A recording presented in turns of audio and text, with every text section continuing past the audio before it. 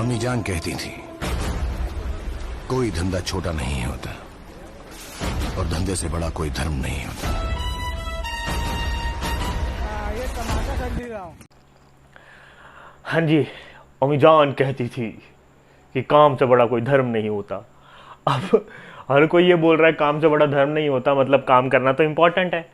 लेकिन एक बात बताओ, अम्मी जान ने ये तो बोल दिया, शाहरुख सर ने हमारे ये तो बोल दिया कि काम करना इंपॉर्टेंट है, लेकिन ये तो बताया नहीं काम कर कैसे सकते हैं। तो बेटा अगर ये नहीं बताया कि काम कैसे कर सकते हैं तो वो कौन बताएगा? वो हम बताएंगे। क्या पढ़ेंगे आज हम? चलो फिर आज तो पढ़ना स्टार्ट करेंगे, लेकिन पढ़ेंगे क्या? काम तो करेंगे, लेकिन काम किन किन टाइप से हो सकते हैं वो कौन बताएगा? वो हम बताएंगे। तो आज हम क्या पढ़ना स्टार्ट कर रहे हैं बेटा? आज हम 11th क्लास का एक चैप्टर स्टार्ट कर रहे हैं, चैप्टर नंबर 2, जिसका नाम है फॉर्म्स ऑफ बिजनेस ऑर्गेनाइजेशन। की एक बिजनेस कितने टाइप का हो सकता है? क्या? Forms of business organisations. आज हम ये पढ़ेंगे कि अम्मी जान ने ये तो बोल दिया कि आप काम करो, लेकिन अम्मी जान ने ये तो बताया नहीं कि काम एक पर्सन किस किस टाइप से कर सकता है। तो वो कौन करेगा? वो हम बताएंगे। चलिए बेटा स्टार्ट करते हैं। अब पहले बात करते हैं कि अगर हमें कोई बिजनेस स्टार्ट करना है, जैसे अम्मी जान ने बोला कि काम करना है, तो काम कैसे किया जा सकता है, कौन कौन सी फॉर्म में किया जा सकता है? तो बेटा अगर हम कोई भी बिजनेस स्टार्ट करते हैं तो एक पर्सन बिजनेस अलग अलग तरीके से स्टार्ट कर सकता है। सबसे पहला फॉर्म बेटा हमारा कहलाता है सोल प्रोप्राइटरशिप, जो आज हम पढ़ेंगे। नेक्स्ट फॉर्म एक एक करके सारे पढ़ेंगे, Hindu undivided family. Next form जो हमारा कहलाता है दैट इज पार्टनरशिप।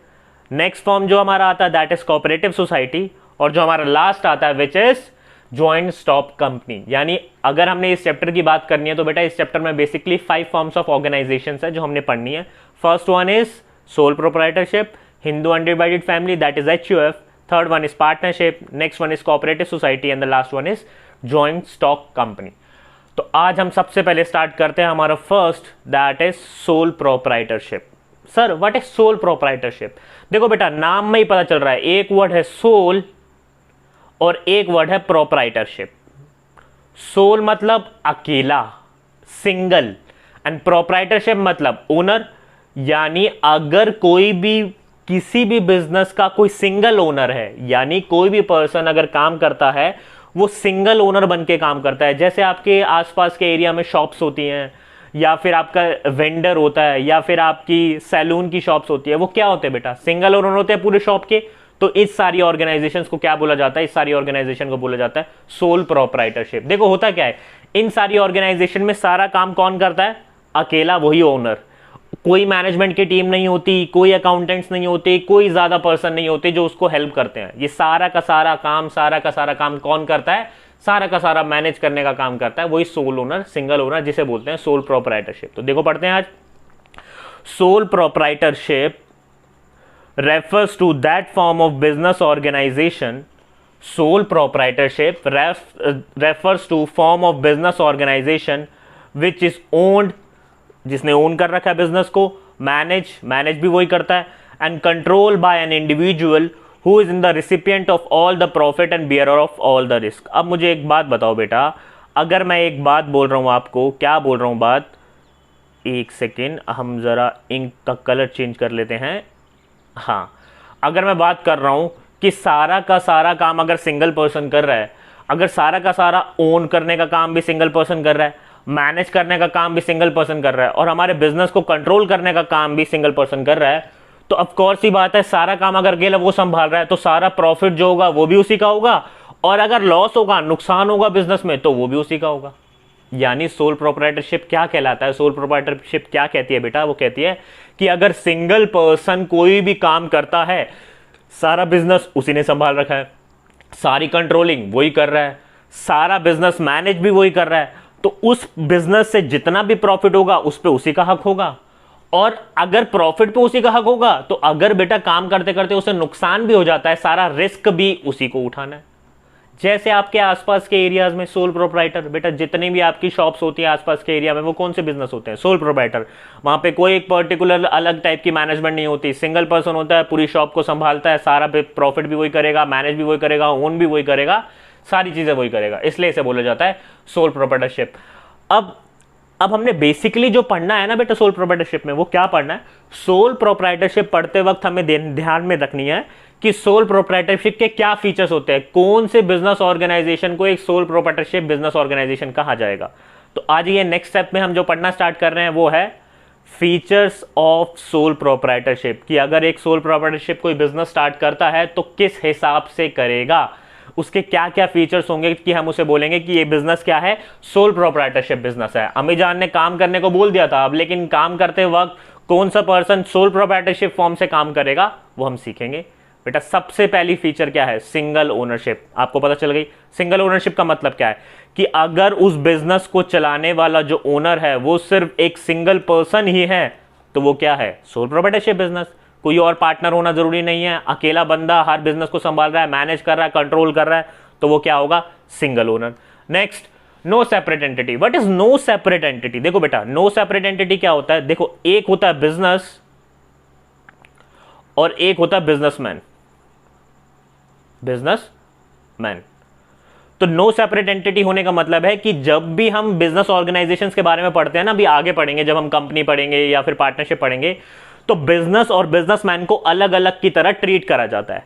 लेकिन सोल प्रोप्राइटरशिप में ऐसा नहीं होता। अब सोल प्रोप्राइटरशिप में होता क्या है, मान लो सोल प्रोप्राइटरशिप में एक बिजनेस है, वो शॉप वाले ने आपको इतने पैसे देने हैं, अगर वो शॉप वाला रात को भाग जाता है तो बेटा आप उसकी पर्सनल प्रॉपर्टी बेचकर भी उससे सामान ले सकते हो। यानी जो काम बिजनेसमैन कर रहा है वही हम बिजनेस का माना जाएगा, और कोई काम अगर बिजनेस कर रहा है तो वही काम बिजनेसमैन का माना जाएगा। जैसे आपके एरिया के पास एक शॉप है, एक शॉप वाले ने आपके कुछ अमाउंट देना है, तो आप उसके ऊपर केस फाइल कर सकते हो कि जो शॉप वाले ने अमाउंट देना है वही हमारा बिजनेसमैन है, तो बिजनेसमैन से आप अपना सारा अमाउंट रिकवर कर सकते हो। नो सेपरेट एंटिटी होने का मतलब ये नहीं होता कि जैसे हम कोई भी ऑर्गेनाइजेशन की बात करते हैं तो जिसमें सेपरेट एंटिटी होता है तो बिजनेस और बिजनेसमैन को अलग अलग ट्रीट करा जाता है, लेकिन सोल प्रोप्राइटरशिप में ऐसा नहीं होता। सोल प्रोप्राइटरशिप में आपने जो भी हमारा बिजनेसमैन है और जो भी हमारा बिजनेस है दोनों को एक ही बॉडी की तरह ट्रीट करा जाता है। अगर बिजनेसमैन ने किसी के साथ कोई कॉन्ट्रैक्ट करा तो बिजनेस और बिजनेसमैन को दोनों को फॉलो करना है, और अगर बिजनेस ने कोई कॉन्ट्रैक्ट करा तो उस पर सारी रिस्पॉन्सिबिलिटी बिजनेसमैन पे भी आती है। That is no separate entity. Next चलते हैं। Next one is capital. Capital मतलब देखो बेटा अगर बिजनेस अकेला पर्सन संभाल रहा है, अगर बिजनेस बिल्कुल अकेला पर्सन संभाल रहा है तो ऑफ कोर्स ही बात है सारी की सारा पैसा, सारा का सारा पैसा भी कौन लगाएगा? वो सिंगल बंदा ही लगाएगा। उसके पास कोई और बंदे नहीं है कि और पैसा लगाने के लिए आ जाए। अगर सारा बिजनेस वही संभाल रहा है तो बेटा ऑफ कोर्स ही बात है सारा का सारा पैसा भी कौन लगाएगा? सारा का सारा पैसा भी वही लगाएगा। हाँ तो कैपिटल हो गई। अब कैपिटल के बाद हमारा जो नेक्स्ट आता है वो क्या आता है बेटा? Formation and closure. अब देखो आपके हिसाब से होगा, सुनो मेरी बात ध्यान से, अगर आपके आसपास कोई पार्टनरशिप है या फिर अगर आपके आसपास कोई शॉपकीपर है, उसको बिजनेस स्टार्ट करने के लिए क्या कोई स्पेशल परमिशन लेनी पड़ती है? बिल्कुल नहीं। क्या करना है बेटा? आपको एक शॉप लेनी है और उसको स्टार्ट कर देना है। क्लोजर बंद करने के लिए कोई स्पेशल परमिशन लेनी होती है? नहीं, कोई नहीं। तो बेटा soul proprietorship form of business सबसे इजी होता है स्टार्ट करने में भी और बंद करने में भी। क्यों? क्योंकि कोई स्पेशल लॉ इसे रेगुलेट नहीं करता। कोई गवर्नमेंट ने कोई ऐसा स्पेशल लॉ नहीं बना रखा कि आपको बिजनेस स्टार्ट करने के लिए इस लॉ के अंडर रजिस्टर्ड कराना है या बिजनेस बंद करने के लिए आपको इस लॉ के अंडर रजिस्टर कराना है। तो कोई भी स्पेशल लॉ नहीं है एक पर्टिकुलर फॉर्म ऑफ बिजनेस, एक particular form of sole proprietorship को जो गवर्न करे। इसलिए इसका फॉर्मेशन भी बहुत ईजी होता है, इसका क्लोजर भी बहुत ईजी होता है। Next, risk bearing. मैंने अभी आपको बताया सोल प्रोप्राइटरशिप की फॉर्म ऑफ जो हमारी डेफिनेशन थी उसी में बताया गया था कि अगर आप एक soul proprietorship form of business चला रहे हैं तो बेटा मेहनत सारा आप कम कर रहे हैं, कंट्रोल सारा आप कर रहे हैं, मैनेज आप सारा कर रहे हैं, तो प्रॉफिट भी आप सारा लेंगे। अगर प्रॉफिट भी सारा आप लेंगे तो रिस्क भी कौन बियर करेगा? सारा का सारा रिस्क बिजनेस का आपका होगा। यानी अगर बिजनेस में कुछ खराबी आ जाती है तो आपका ही सारा नुकसान होगा, आप वो नुकसान किसी और पे ट्रांसफर नहीं कर सकते। नेक्स्ट क्या आता है बेटा? नेक्स्ट आती है unlimited liability. What is unlimited liability? बेटा अनलिमिटेड लाइबिलिटी क्या बोलती है? अनलिमिटेड लाइबिलिटी बोलती है अगर आपका बिजनेस किसी के डेट पे कर नहीं पा रहा तो आपको अपनी पर्सनल प्रॉपर्टी से भी वो डेट पे करना है। आपको अपनी पर्सनल प्रॉपर्टी, यानी कोई शॉपकीपर ने आपके पैसे देने और अगर शॉपकीपर अपने बिजनेस से वो पैसे नहीं दे पा रहा तो आप उसकी पर्सनल प्रॉपर्टी बेचकर भी वो पैसे रिकवर कर सकते हैं। इसको बोलते हैं अनलिमिटेड लाइबिलिटी। मतलब अगर कोई पर्सन नहीं दे पा रहा आपके पैसे तो उसका घर नीलाम कर दिया जाएगा। होता है ना बहुत सारी मूवीज में आपने देखा होगा कि घर की नीलामी हो जाती है क्योंकि वो अपने बिजनेस से पैसे पे नहीं कर पाते। तो ऐसे ही सोल प्रोप्राइटरशिप फॉर्म में होता है। अगर कोई बिजनेस में आपके पैसे रिकवर नहीं कर पा रहा, आप अपने पैसे उससे नहीं ले पा रहे, तो वो अपनी पर्सनल प्रॉपर्टी बेच के आपको पैसे पे करेगा। देखो यहीं पे वो वाला केस आ गया, नो सेपरेट एंटिटी। अगर ये सेपरेट एंटिटी होती तो हम बिजनेसमैन के घर को रिकवर नहीं कर सकते थे, घर से पैसा रिकवर नहीं कर सकते थे, उसके बिजनेस से ही पैसा रिकवर कर सकते थे। लेकिन यहां पे ऐसा नहीं होता बेटा। इस वाले केस में वो अपनी पर्सनल प्रॉपर्टी बेचकर भी आपको सारा का सारा पैसा देगा। तो देखो ना, आगे नेक्स्ट आते हैं, management and control. Management control का मतलब बेटा मैनेज कौन कर रहा है? ओनर। उसने कोई स्पेशल मैनेजमेंट थोड़ी रखी हुई है। जब वो सिंगल पर्सन है सारे बिजनेस को संभालने के लिए, ओन भी वही करता है, मैनेज भी वही करता है और सारे बिजनेस में कंट्रोल करने का काम भी वही करता है। तो यहां पे सारा का सारा काम कौन संभाल रहा है? यहां पे सारा का सारा काम एक सिंगल पर्सन ही संभाल रहा है। Next, continuity. बेटा ये सबसे इंपॉर्टेंट है, continuity. Sole proprietorship business continue करेगा या नहीं करेगा, वो किस पे डिपेंड करता है? वो उसके सिंगल ओनर पे डिपेंड करता है। क्योंकि बेटा अगर एक ही पर्सन सारे बिजनेस को संभाल रहा है और बाय चांस उस पर्सन को कुछ भी हो जाए, उसकी डेथ हो जाए, वो इंसॉल्वेंट हो जाए, वो माइंड उसका खराब हो जाए, तो बिजनेस को संभालने के लिए तो कोई है ही नहीं। और अगर बिजनेस को संभालने के लिए कोई नहीं है तो वो कंटिन्यू नहीं रह पाएगा। तो सारी की सारी soul proprietorship form of business पे किस पर्सन पे डिपेंड करती है उसकी कंटिन्यूटी, कि ये चलेगा या नहीं चलेगा। वो बेटा एक ही पर्सन पे डिपेंड करती है, उसके ओनर पे। जैसे ही उसके ओनर को कुछ भी हो जाएगा, चाहे वो अनसाउंड माइंड का हो जाए, चाहे वो इंसॉल्वेंट हो जाए, चाहे उसकी डेथ हो जाए, तो बिजनेस हमें बंद करना पड़ेगा। क्योंकि बेटा जब एक सिंगल पर्सन सारी चीजें संभाल रहा है, अब वो है ही नहीं, अगर वो है ही नहीं तो संभालेगा कौन? इसलिए बिजनेस को बंद करना पड़ेगा।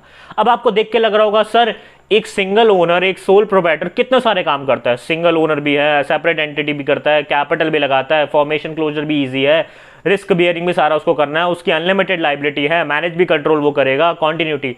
तो ये सारी चीजें देख के कभी कभी सोल प्रोप्राइटर का दिमाग ना खराब हो जाता है और वो क्या गाना लग जाता है। कभी कभी लगता है कि पुनीत भगवान है। देखिए अब सोल प्रोप्राइटरशिप क्या गाना गा रहा है? कभी कभी लगता है अपुनिज भगवान है। बेटा सारा बिजनेस अगर ये खुद संभाल रहा है तो उसे लगेगा ना कि अपुनिज भगवान है। तो ठीक है, ये बस एक छोटा सा वो होता है कि आप थोड़े बोर ना हो। ठीक है, चलिए। अब सोल प्रोप्राइटर इतना सारा काम करने के बाद उसे लगता है ना कि अपुनिज भगवान है, कि इतना सारा काम मैं ही संभाल रहा हूँ तो मैं ही भगवान हूँ। चलो बेटा, ये हमने बात करी फीचर्स ऑफ सोल प्रोप्राइटरशिप। अब हम आते हैं नेक्स्ट टॉपिक पे, जो हमारा है मेरिट्स ऑफ सोल प्रोप्राइटरशिप। अब मेरिट्स ऑफ सोल प्रोप्राइटरशिप क्या कहते हैं? Sole proprietor form of business के क्या फायदे हैं। अगर आप एक soul proprietorship form of business start करेंगे तो आपको क्या क्या फायदा मिलेगा। तो बेटा सबसे पहला फायदा वो मैंने आपको बता दिया था, ease of formation and closure. Ease of formation closure, कोई स्पेशल लॉ नहीं है। अगर कोई स्पेशल लॉ नहीं है स्टार्ट करने के लिए तो आप बहुत ईजिली स्टार्ट कर सकते हो, और अगर कोई स्पेशल लॉ ही नहीं है बंद करने के लिए भी तो आप बहुत ईजिली बंद कर सकते हो। ऐसे बेटा हर किसी फॉर्म ऑफ ऑर्गेनाइजेशन में नहीं होता। जब हम नेक्स्ट पे पढ़ेंगे, पार्टनरशिप में आएंगे या फिर हम जॉइंट स्टॉक कंपनी की बात करेंगे, तो उसमें देखोगे आप बहुत सारे स्पेशल लॉज होते हैं जिसकी वजह से हम स्टार्ट करना भी मुश्किल होता है और क्लोज करना भी मुश्किल होता है। लेकिन सोल प्रोप्राइटर के साथ ऐसा कुछ भी नहीं होता। आप बहुत ईजिली शॉप स्टार्ट कर सकते हो, बहुत ईजिली शॉप को बंद कर सकते हो। क्यों? क्योंकि बेटा कोई स्पेशल लॉ से गवर्न नहीं करता। Next, flexibility. What is flexibility? देखो अब सोल प्रोप्राइटर क्या होता है बेटा? सोल प्रोप्राइटर अपने बिजनेस को खुद संभालता है। अब अगर आप अपने बिजनेस को खुद संभाल रहे हो तो एक पर्टिकुलर टाइप का पर्सन अगर आपके पास आ गया तो आप according to the situation flexible हो सकते हो, उसके अकॉर्डिंगली काम करोगे। मान लो एक पर्सन ए आया, आप उसको रिएक्ट करने, उसको सामान बेचने के लिए अलग तरीके से रिएक्ट कर रहे हो। एक पर्सन बी आया, उसको सामान बेचने के लिए अलग तरह से रिएक्ट कर रहे हो। तो होता क्या है, आप अपने बिजनेस में फ्लेक्सिबिलिटी ला सकते हो। कैसे फ्लेक्सिबिलिटी ला सकते हो? क्योंकि बेटा आप खुद मैनेज कर रहे हो, आप पर्सनल कांटेक्ट के साथ होते हो कस्टमर के। अगर आप कस्टमर के साथ पर्सनल कांटेक्ट में हो तो आप फ्लेक्सिबल हो, अकॉर्डिंग टू द कस्टमर अपने आप को चेंज कर सकते हो। जैसे मार्केट में आप सामान लेने जाते हो या कोई भी रेडीमेड गारमेंट की शॉप पे जाते हो, वहां पे सामान खरीदते तो अलग अलग टाइप के कस्टमर मिलते हैं ना, कि हमें ये वाला सामान दिखाइए, तो वो पूरी ट्राई करता है, फ्लेक्सिबिलिटी लाता है अलग अलग कस्टमर के अकॉर्डिंगली, कि एक कस्टमर को अगर ये माल चाहिए तो वो इस हिसाब से दिखाएगा, दूसरे कस्टमर को ये चाहिए तो ये माल दिखाएगा।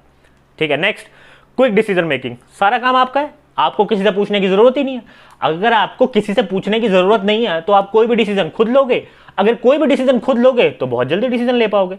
अपने बिजनेस से रिलेटेड आपने कोई भी डिसीजन लेना है, बहुत इजीली, बहुत आसानी से, क्विकली ले लोगे, क्योंकि बेटा आपके पास कोई मैनेजमेंट की टीम ही नहीं है। अगर आपके पास कोई मैनेजमेंट की टीम ही नहीं है पूछने के लिए, आपको किसी और से पूछना नहीं है, सारा काम आप खुद ही कर रहे हो, तो बेटा बहुत इजीली आप डिसीजन मेकिंग होती है। Next, secrecy of information. बेटा सीक्रेसी ऑफ इंफॉर्मेशन समझने से पहले जरा एक बिजनेस पे कोई नजर डाले वो हमें बर्दाश्त नहीं। Our business is our business. हाँ, None of your सुन लिया? business. तो बेटा अब समझ आया, सीक्रेसी ऑफ इंफॉर्मेशन मतलब our business is our business, none of your business. मतलब सोल प्रोप्राइटर जो भी बिजनेस करेगा उसको अपनी कोई भी अकाउंटिंग इंफॉर्मेशन किसी को भी शो करने की जरूरत नहीं है, उसको किसी को भी दिखाने की जरूरत नहीं है कि मैंने पूरे साल में कितना प्रॉफिट कमाया या मुझे पूरे साल में कितना लॉस हुआ। उसकी पूरी सीक्रेसी रहेगी। वो बोल रही है ना, our business is our business, none of your business. तो सोल प्रोप्राइटर भी ये बोलता है कि मेरा बिजनेस मेरा ही बिजनेस है, तुम्हारा अपने बिजनेस में, तुम्हारा मेरे बिजनेस में कोई काम नहीं है, तुम्हें मेरे बिजनेस की कोई इंफॉर्मेशन देखने की जरूरत नहीं है, क्योंकि मेरा बिजनेस है, मुझे प्रॉफिट और लॉस हो वो मेरे पे डिपेंड करेगा, मैं ही मैनेज कर रहा हूं, आपको इससे कुछ लेना देना नहीं है। ठीक है, नेक्स्ट डायरेक्ट इंसेंटिव। अब डायरेक्ट इंसेंटिव क्या बोलता है बेटा, अगर आप सारी मेहनत खुद कर रहे हो, कंट्रोल आप खुद कर रहे हो, अगर सारी चीजें आप खुद ही कर रहे हो तो जितनी ज्यादा मेहनत करोगे उतना ज्यादा आप प्रॉफिट कमाओगे। अब एक शॉपकीपर है, मान लो एक शॉपकीपर सुबह 10 बजे शॉप खोलता है और शाम को 4 बजे बंद कर देता है। एक शॉपकीपर है सुबह 7 बजे शॉप खोलता है, रात को 10 बजे बंद करता है। अब वो जितनी ज्यादा मेहनत करेगा, एक शॉपकीपर कम प्रॉफिट कमा रहा है क्योंकि बेटा वो इंसेंटिव उतना ही कमाएगा जितनी वो मेहनत करेगा। दूसरा शॉपकीपर ज्यादा प्रॉफिट कमा रहा है क्योंकि वो ज्यादा मेहनत कर रहा है। तो इसका डायरेक्ट इंसेंटिव आपकी खुद की हार्डवर्क के ऊपर है, आपकी खुद की मैनेजमेंट स्किल्स के ऊपर है, आपके खुद के डिसीजन के ऊपर है। जितना अच्छा आप डिसीजन ले पाओगे, जितना अच्छा आप काम कर पाओगे, उसी के हिसाब से आप इंसेंटिव कमा पाओगे। और इसका डायरेक्ट इंसेंटिव क्या होता है, प्रॉफिट। कोई आपको सैलरी देने वाला तो नहीं है यहाँ पे, कहीं आपको सोई सैलरी नहीं मिलेगी। आपको क्या करना है, प्रॉफिट कमाना है। और प्रॉफिट कैसे कमाया जाएगा, आप जितनी ज्यादा मेहनत करोगे उतना ज्यादा आप प्रॉफिट कमाओगे। ठीक है, तो अब हमारी ये बात खत्म हो गई मैरिट्स के बाद। अब बेटा होता क्या है, जैसे इंसान ना हर चीज से कहीं ना कहीं पॉइंट में दुखी हो ही जाता है। तो सोल प्रोप्राइटर के मैंने आपको फीचर्स भी बता दिए, सोल प्रोप्राइटर के मैंने आपको मेरिट्स भी बता दिए, लेकिन हर चीज के कुछ फायदे होते हैं तो उसके कुछ नेगेटिव्स भी होते हैं। अब हम बात करते हैं उसके डीमेरिट्स की। तो बेटा सबसे पहले डीमेरिट आता है limited capital. What is limited capital, अब खुद से को, अगर मान लो एक पर्सन है ए, वही अपनी बिजनेस स्टार्ट करो और अपने बिजनेस में उसके पास 10 लाख रुपीज थे, उसने 10 लाख रुपीज लगा दिए। अब 10 लाख रुपीज तो कैपिटल लग गई, मान लो उसको बिजनेस में और ग्रो करने के लिए और पैसा चाहिए, लेकिन बेटा उसके पास पैसा ही नहीं है क्योंकि वो अकेला पर्सन है। पैसा लाएगा भी तो और कहां से लाएगा, या फिर अगर और पैसा लगा भी देगा तो उसके पास कभी ना कभी तो कैपिटल की लिमिटेशन होगी, एक लिमिटेड कैपिटल ही होगी। तो बिजनेस को ग्रो करने के लिए आपको पैसा तो चाहिए। अब पैसा आपके पास लिमिटेड है तो सबसे पहला डीमेरिट क्या है कि बेटा आपके पास सबसे ज्यादा लिमिटेड कैपिटल होती है, क्योंकि आप खुद मैनेज कर रहे हैं, खुद बिजनेस में पैसा लगा रहे हैं, तो कोई और तो बिजनेस में आपके पैसा लगाएगा नहीं। अगर कोई और बंदा पैसा नहीं लगाएगा तो आप एक लिमिटेड कैपिटल ही लगा पाएंगे, एक लिमिटेड ग्रो ही कर पाएंगे sole proprietorship form of business को। Next, uncertain life. मैंने अभी आपको बताया था किसी भी sole proprietorship form of business की कॉन्टिन्यूटी डिपेंड करती है उसके ओनर पे। अगर बेटा किसी भी पर्सन की लाइफ अनसर्टेन है और अगर मान लो ओनर की डेथ हो जाए तो ऑफ कोर्स ही बात है सोल प्रोप्राइटरशिप बिजनेस बंद हो जाएगा। तो इसलिए सबसे ज्यादा दिक्कत soul proprietorship form of business में होती है यह कि बेटा अनसर्टेन है। मान लो ओनर को कभी कुछ ना कुछ, कभी भी कुछ हो जाए तो बिजनेस को संभालने वाला तो वो अकेला ही था। अगर बिजनेस को संभालने वाला वो अकेला ही था तो बेटा काम ही नहीं कर पाओगे ना आप, बिजनेस ही बंद होना करना पड़ेगा। या तो आप अपने किसी नॉमिनी को, या नॉमिनी तो चलो मैं गलत बात कर रहा हूं यहाँ पे, नॉमिनी तो यहाँ पे कोई बात होती नहीं है। मान लो आप अपने एक बेटे को बिठा के चले जाओगे, लेकिन हो सकता है बेटा उस हिसाब से काम ना कर पाए जितना हिसाब से आप अच्छे से कर पा रहे थे। तो अनसर्टेन लाइफ बहुत बड़ा डीमेरिट है किसी भी sole proprietorship form of business का। Next, unlimited liability. अभी आपको मैंने बताई थी अनलिमिटेड लायबिलिटी। अनलिमिटेड लायबिलिटी का मतलब क्या होता है कि बेटा अगर आप रिकवर नहीं करवा पा रहे किसी भी क्रेडिटर को, या आप किसी को भी पेमेंट नहीं दे पा रहे, तो आप अपनी पर्सनल प्रॉपर्टी को सेल कर भी वो सामान दोगे, उसकी पेमेंट करोगे। तो सबसे बड़ा डीमेरिट यही होता है कि आपका बिजनेस ने अगर किसी से मान लो बैंक से लोन ले लिया, या आपके बिजनेस ने किसी क्रेडिटर से उधार पे सामान ले लिया, अगर उसने उधार पे सामान ले लिया, अब थोड़े टाइम बाद आप पेमेंट नहीं कर पा रहे, आपका बिजनेस इतना प्रॉफिट नहीं कमा रहा, तो आप अपनी पर्सनल चीजें बेचो और उसको सामान पे करो, क्योंकि बेटा आपकी अनलिमिटेड लायबिलिटी, आप इससे मुकर नहीं सकते कि मेरे बिजनेस ने सामान लिया था। नहीं, बिजनेस और बिजनेसमैन दोनों एक ही होती है, तभी तो बोलते हैं नो सेपरेट एंटिटी।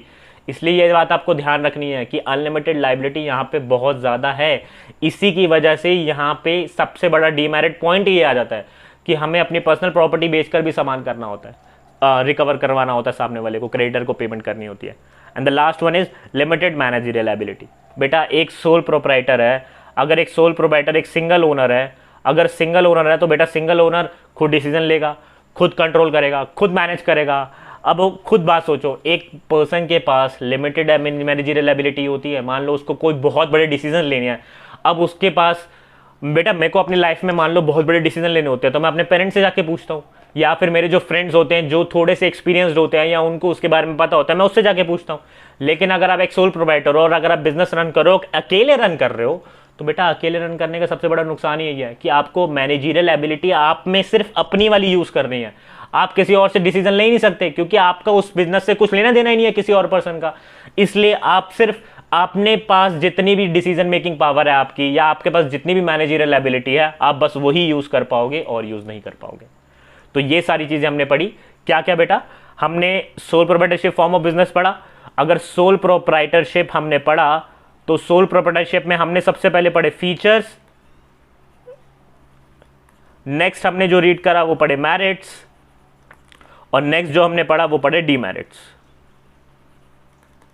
अब होता क्या है बेटा, हम जितने भी फॉर्म्स ऑफ ऑर्गेनाइजेशंस की बात करेंगे, अभी हम जैसे मैं नेक्स्ट वीडियो लेके आऊंगा और नेक्स्ट वीडियो में हम पार्टनरशिप की बात करेंगे, तो पार्टनरशिप में भी हम ये पढ़ेंगे। सबसे पहले पार्टनरशिप क्या होती है, उसके फीचर्स क्या होते हैं, उसके मेरिट्स क्या होते हैं, उसके डीमेरिट्स क्या होते हैं, ये सारी चीजें हम पढ़ेंगे। तो ऐसे ही एक एक करके हम सारे ऑर्गेनाइजेशन, फॉर्म्स ऑफ ऑर्गेनाइजेशन पढ़ेंगे, उसके क्या फीचर्स हैं, उसके क्या फायदे हैं, उसके क्या नुकसान है, ये सारी चीजें पढ़ना स्टार्ट करेंगे। ठीक है बेटा? अब हमने ये तो पढ़ लिया कि सोल प्रोप्राइटरशिप एक फॉर्म ऑफ बिजनेस होता है। अब नेक्स्ट वीडियो बहुत जल्दी लेके आएंगे, सेकेंड टॉपिक इसमें स्टार्ट करेंगे, जो हमारा क्या होगा बेटा, पार्टनरशिप फॉर्म ऑफ बिजनेस। तब के लिए बाय। अब क्या करना है आपने बेटा, देखिए आपको कोई भी दिक्कत आती है ना, या कोई भी आपको वीडियो चाहिए होती है, आपको लगता है कि हाँ मुझे ये पर्टिकुलर टाइप पे या मुझे ये पर्टिकुलर सब्जेक्ट पे वीडियो चाहिए, प्लीज मुझे कमेंट बॉक्स में या मेरे टेलीग्राम पे मुझे बता दिया करें, ताकि मैं उसी हिसाब से फिर वीडियो बनाया करूं। क्योंकि बेटा टाइम बहुत कम है और सिलेबस बहुत ज़्यादा है, 12th का भी देखना होता है और 11th का भी होता है, तो उसी हिसाब से मुझे वीडियो बनानी होती है। तो प्लीज़ आप मुझे एक बार कमेंट में ज़रूर बताया करें कि आपको किस टाइप की वीडियो चाहिए, कौन से सब्जेक्ट की वीडियो चाहिए, कौन से चैप्टर की वीडियो चाहिए, ताकि मैं वो पहले बना पाऊँ। ठीक है बेटा? मिलेंगे नेक्स्ट वीडियो में। कोई भी दिक्कत हो तो मुझे टेलीग्राम पे ज्वाइन कर लो, इंस्टाग्राम पे ज्वाइन फॉलो कर लो, वहाँ कोई भी डाउट हो तो मेरे से पूछ सकते हो, नहीं तो नेक्स्ट वीडियो में तो हम ज़रूर मिलेंगे, कोई भी दिक्कत होगी। ठीक है बेटा? बाय।